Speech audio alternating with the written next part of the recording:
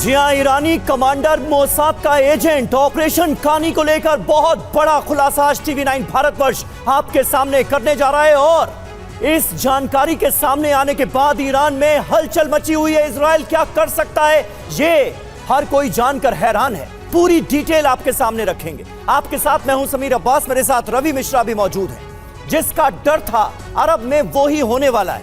Iran पर final attack के plan पर मोहर लग चुकी है। किसी भी वक्त इजराइल की सेना आसमान से तेहरान में बारूद बरसा सकती है। इजराइल के रक्षा मंत्री योव गैलेंट ने इशारों में ईरान की एटमी साइट पर हमले के संकेत दे दिए हैं। नेतन्याहू के करीबी ने भी TV9 से एक्सक्लूसिव बातचीत में हमले के वक्त का खुलासा कर दिया है। और तैयारी ईरान की भी पूरी है। आज ईरान के राष्ट्रपति पेज़ेश्कियान की पुतिन के साथ मुलाकात होने वाली है। दावा किया जा रहा है कि अरब वॉर में रूस की भी एंट्री हो सकती है, लेकिन इस बीच ट्रंप ने दावा किया है कि अमेरिका इजराइल को अकेले नहीं छोड़ेगा। तमाम अपडेट्स आपको देंगे और साथ ही ग्राउंड से भी आपको रिपोर्ट देंगे। हमारे दो सहयोगी इस वक्त वॉर जोन में मौजूद है। सुमित चौधरी हमारे साथ इस वक्त जुड़े हुए हैं और थोड़ी देर में मनीष भी हमारे साथ, मनीष झा भी हमारे साथ जुड़ेंगे। चलेंगे इनके पास भी आगे और समझेंगे कि हालात कितने तनावपूर्ण हैं इस वक्त वॉर जोन में, ग्राउंड जीरो पर। जी, और इस बीच बड़ी खबर आपको बता दें, इजराइल की बमबारी में दहल गया है बेरूत में IDF की ताबड़तोड़ स्ट्राइक हुई है। एयर स्ट्राइक से दहला दिया गया है बेरूत को। सेंट्रल बेरूत की 3 जगहों पर भीषण अटैक हुए हैं। ये देखिए तस्वीरें, बेरूत में IDF ने कैसे बारूद बरसाया है। ये तस्वीरें आप देखिए, आपको अंदाजा होगा कि इस वक्त बेरूत में बर्बादी का सिलसिला किस तरह से जारी है। तमाम बड़ी इमारतों को एक बार फिर इजराइल ने एयर स्ट्राइक में बनाया है निशाना, जिसके बाद कोहराम बरपा हुआ है। TV9 भारतवर्ष पर बेरूत की ये एक्सक्लूसिव तस्वीरें आपको दिखा रहे हैं। 3 इलाकों को बेरूत के हवाई हमलों से दहला दिया इजराइल ने।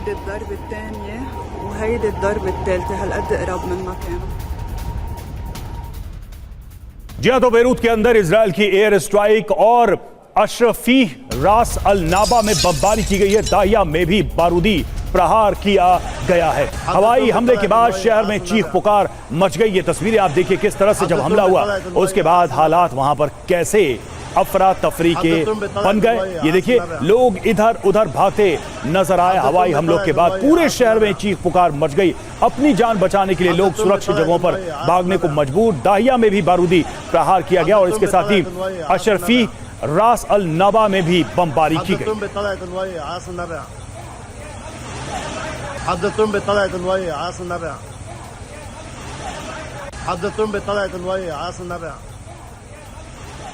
जी हां, जो बड़ी जानकारी इजराइल से सामने आ रही है वो हैरान कर देने वाली है। ईरान पर हमले का दिन और वक्त तय हो गया है। ईरान में बारूदी प्रलय लाने की इजराइल ने की है तैयारी और इससे जुड़ी जो अहम डिटेल्स हैं वो हम आपको देने जा रहे हैं। रात 10 बजे इजराइल की सिक्योरिटी कैबिनेट की मीटिंग हुई है। बहुत इंपॉर्टेंट, बहुत अहम बैठक थी। बैठक में ईरान पर हमले के प्लान को लेकर मंथन हुआ। PM नेतन्याहू, रक्षा मंत्री योव गैलेंट ने ईरान पर हमले का पूरा ब्लूप्रिंट सबके सामने रखा।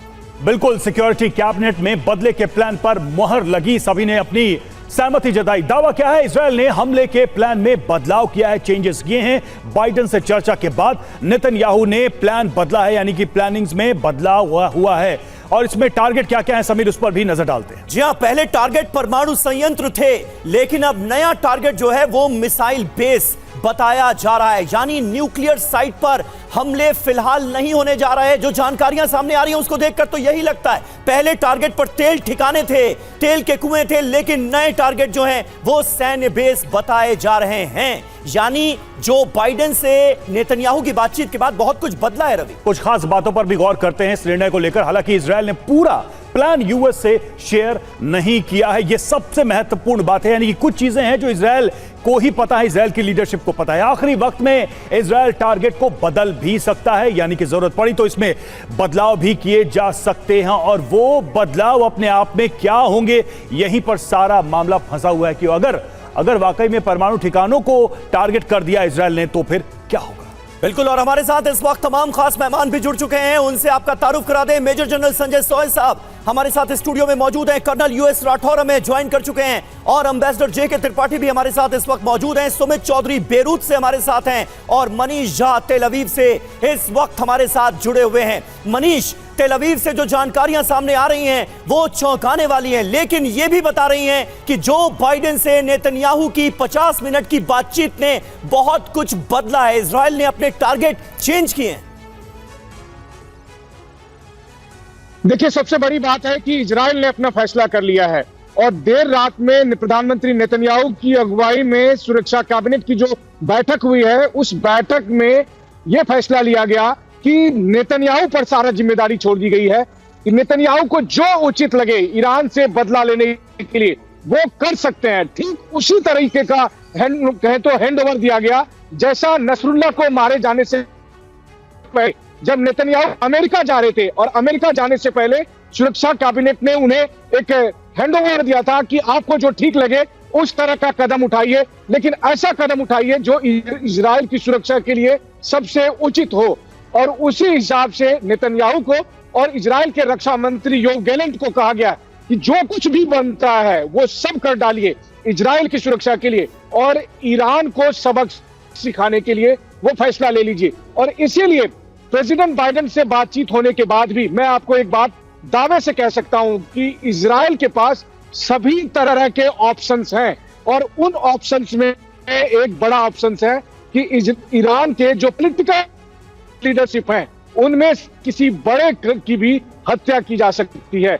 यानी कि जिस तरह से हिजबुल्लाह के चीफ नसरुल्लाह को मारा गया, वैसे ही यह भी संभावना है कि एयर स्ट्राइक की जाए, यानी कि इजराइल के जो सैकड़ों 100 से अधिक फाइटर जेट जाकर ईरान पर स्ट्राइक करते, उसकी जगह हो सकता है कि ईरानियन रिजीम के टॉप लीडरशिप में से किसी को भी निशाना बनाया जा सकता है। तो ऑल ऑफ बिल्कुल, देखिए आपकी आवाज कट कट के हम तक पहुंच रही है मनीष, लेकिन जिस तरह से आप बता रहे हैं कि फैसला हो जाना ही अपने आप में एक बड़ी घटना है। सुमित के पास हम चलेंगे, सुमित भी हमारे साथ जुड़े हैं। सुमित, अगर हम आप लेबनान में मौजूद हैं, लेबनान के लिहाज से देखें, लेबनान पर तो पहले से ही हमले हो रहे हैं, लेकिन अगर ईरान से डायरेक्ट इंगेजमेंट होता है तो लेबनान फ्रंट पर इसका सीधा असर क्या पड़ने वाला है? क्या देख पा रहे हैं आप, क्या समझ पा रहे हैं? देखिए, एक चीज़ मैं आपको बताऊं कि पिछले ना सिर्फ जो बाइडेन से अगर उनकी मुलाकात हुई है, बातचीत हुई है, तो उस बातचीत के अंदर एक महत्वपूर्ण चीज़ जो लगातार इजराइल ने डिस्कस की होगी या इजराइल ने अभी स्ट्रैटेजीज में बदलाव किया है, वो है कि अब इजराइल जो है उन इलाकों को टारगेट कर रहा है जो क्रिश्चियन इलाके हुआ करते थे। 2006 के बाद ये पहला मौका होगा जो ऐसे इलाकों में अटैक किया जा रहा है जो क्रिश्चियन इलाके हैं, जो द्रूज के इलाके हैं, यानी वो इलाके जिनसे तक बसता आया। कल मैं ईस्ट के मैं आपको बताऊं कि लेबनान इलाकों में था, ईस्टर्न बॉर्डर्स पर जो सीरिया के साथ लगते हैं, बेका वैली के पास के इलाके, वहां पर इजराइल ने पहली बार अटैक किए हैं दूस के इलाकों में। वहीं दूसरी तरफ बेरूट में ही, सेंट्रल बेरूट के अंदर कल बड़े अटैक्स किए गए, और उसके पीछे का मकसद ये था कि हिजबुल्लाह के बड़े कमांडर्स यानी नसरुल्लाह की फैमिली का एक शख्स जो लगातार पीछे से रहकर फंडिंग अरेंज करता था, उसके ऊपर उसको मारने की कोशिश की। हालांकि हिजबुल्लाह ने उसको डिनाई किया है, लेकिन अब ये मान के चलिए कि ये इजराइल की तरफ से अमेरिका को यह आश्वासन दिया गया, ये समझाया गया कि अब उसके लिए जरूरी हिजबुल्लाह को खात्मे के लिए उन इलाकों को भी टारगेट करना है जहां पर हिजबुल्लाह लगातार द्रूज के इलाकों में या फिर क्रिश्चियन इलाकों के अंदर जाकर छुप रहा है। और यही वजह है कि अब स्ट्रैटेजीज में बदलाव आपको देखने को मिलता है। बिना अलार्म दिए, बिना कुछ बताए इजराइल बड़े अटैक्स कर रहा है उन इलाकों में भी जहां से लोगों को इवैक्यूएट नहीं किया गया। सेंट्रल बेरूट का तो इलाका ऐसा था जहां पर काफी भारी संख्या में रिफ्यूजीज रह रहे थे। तो निश्चित तौर पर अब अपने गोल्स को अचीव करने के लिए, यानी हमास के बिल्कुल सुमित बने रहे आप हमारे साथ। सुमित और मनीष लगातार वॉर जोन से मौजूद हैं, युद्ध से जुड़ी हर खबरें हम आपको दिखा रहे हैं। और वापस एक बार फिर से हम बात करते हैं वॉर जोन से आ रही बड़ी खबरों की। तो इजराइल के रक्षा मंत्री गैलेंट का बड़ा बयान सामने आया है। सिक्योरिटी कैबिनेट की बैठक के बाद उनका यह बयान आया है, स्वर्ग के द्वार खुले, समय आ गया है, ये कहा है गैलेंट ने। ईरान पर किसी भी वक्त हमले की आशंका है। गैलेंट का बड़ा बयान वॉर कैबिनेट की, सिक्योरिटी कैबिनेट की मीटिंग के बाद।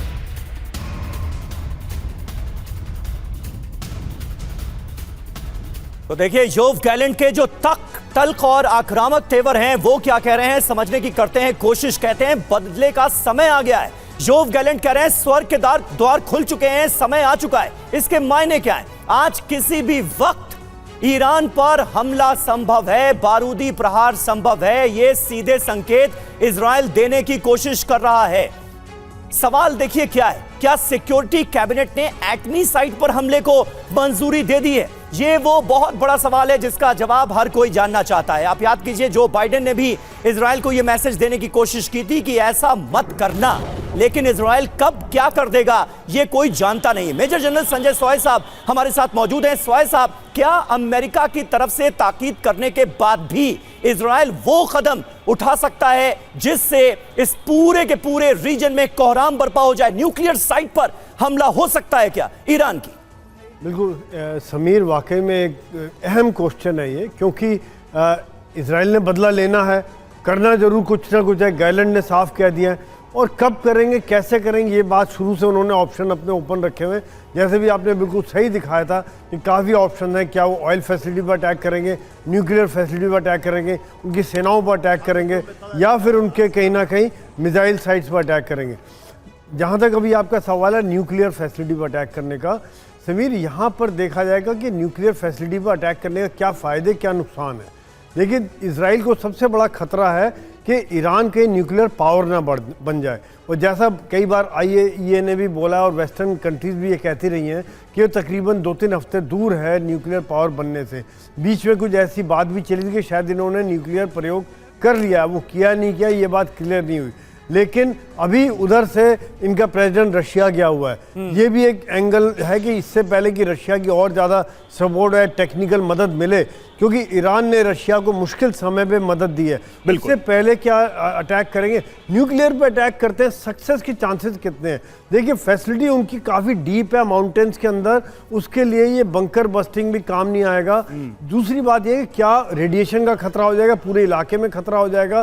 तो हो सकता है कि वो उनके जो रिसर्च फैसिलिटी हैं या उनके ऊपर इस तरह से हमला करें, डायरेक्ट अटैक हो, फिजिकल अटैक हो, साइंटिस्ट को मारे या वायरस डाले, या फिर एक ऑप्शन निकल के आता है जो मुझे लग रहा है कि सरकार ही बदली कर दें कहीं। लेकिन इतने दिनों से ईरान को भी पता है कि कोई बड़ा हमला हो सकता है, तो काउंटर स्ट्रैटेजी ईरान ने तैयार जरूर की होगी। क्या होगी, ये सवाल हम आगे आप लोग के सामने रखेंगे। और देखिए, ईरान पर हमले की फाइनल तैयारी है और इजरायली विदेश मंत्रालय के प्रवक्ता का दावा सामने आया है। ओरेन मार्मोस्टेन ने TV9 भारतवर्ष पर कहा, ईरान ने इजराइल पर 180 मिसाइल दागी हैं और इजराइल इसका जवाब जरूर देगा। और इजराइल के विदेश मंत्रालय के चीफ प्रवक्ता ओरेन मार्मोस्टेन ने मनीष झा से बात की, सुनिए क्या कहा। Oren, I want to ask you how, as your defense minister has already said that it will be surprising, but can we say that it can happen today, tomorrow or day after? Thank you, Manish, for having me on this program. And you said right, there will be a response regarding the Iranian attack. But perhaps we need to take a moment and to think, how did we get to this point? We didn't want this war. This war was forced upon us. On October 7, exactly a year ago, Hamas launched the most barbaric, cruel attack that humanity has seen for decades, with nearly 1,200 people being slaughtered. Women were raped, families were burned alive. So many atrocities, perhaps the worst in decades. This is the reason why we're fighting this war, to make sure that there is no October 7. And you asked the right question about Iran. It's, of course, started with this most terrible attack of Hamas. But just the day after, Hezbollah attacked us with thousands of rockets, dozens of Israelis being murdered, including 12 children while they were playing football. The Houthis, almost 2,000 kilometers away from Israel, are firing rockets and missiles against Israelis. And the one octopus that is putting this terror axis all together and last week directly attacking us is Iran.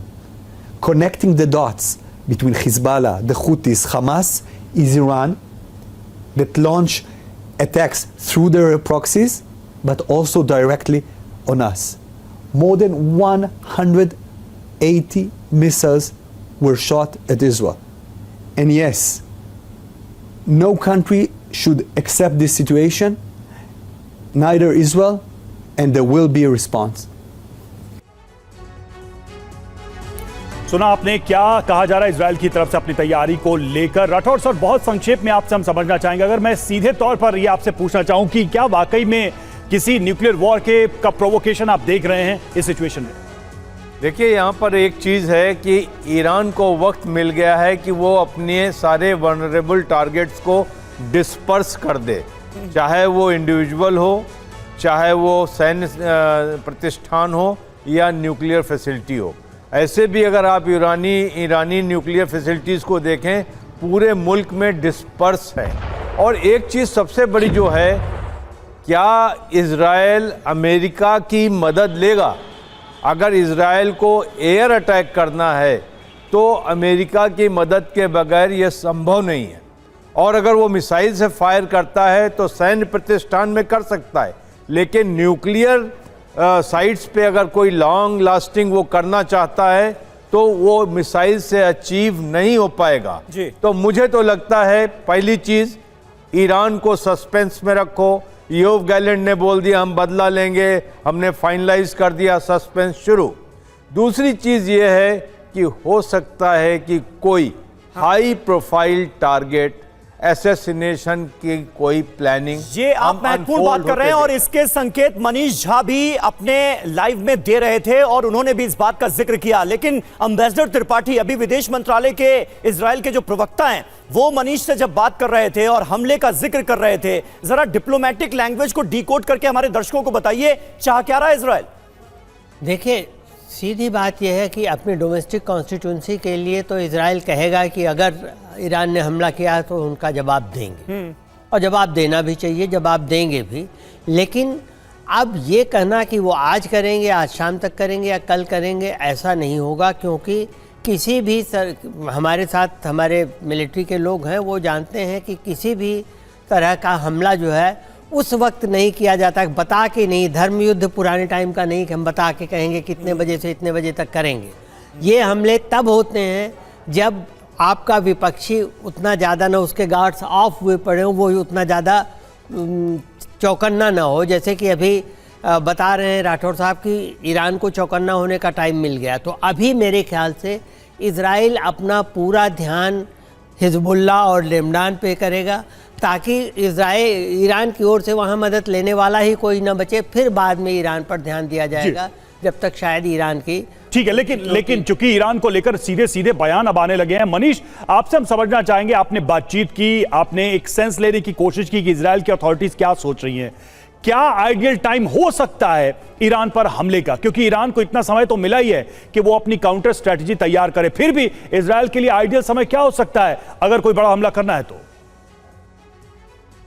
देखिए, अब से 1-1.5 घंटे के बाद से यौम Kippur शुरू हो रहा है। यौम किपुर जो कि यहूदियों का सबसे पवित्र त्योहार है, लेकिन 50 साल पहले इसी दिन, यौम किपुर के दिन, इजिप्ट और सीरिया की अगुवाई में आधे दर्जन से अधिक अरब देशों ने इजराइल पर हमला किया था। मुझे लगता है, जो मैंने पूछा भी था इजराइल के विदेश मंत्रालय के चीफ स्पोक्स पर्सन से, कि क्या इतिहास खुद को दोहरा रहा है या इस बार स्थिति ठीक वैसी है। उनका कहना है कि इस बार तो संकट और अधिक गंभीर है।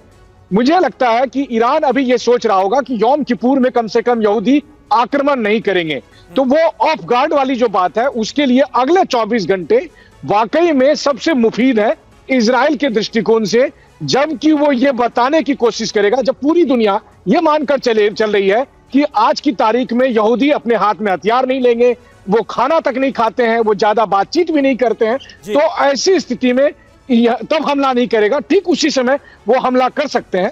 इजराइल के रक्षा मंत्री ने यही तो कहा है कि वो सरप्राइज होगा, लीथल होगा, प्रिसाइज होगा, सरप्राइज होगा। तो ये एक मोमेंट हो सकता है। बिल्कुल बिल्कुल, आपने इस इंटरव्यू में जो जानने की कोशिश की है, जो इजरायली विदेश मंत्रालय के प्रवक्ता की तरफ से कहा गया है वो, और आप जो संकेत दे रहे हैं मनीष, वो बहुत बहुत इंपॉर्टेंट है, जिस बात का आपने जिक्र किया है। आगे भी इस पर हम करेंगे बात। फिलहाल अपने तमाम खास मेहमानों का शुक्रिया अदा करना चाहेंगे।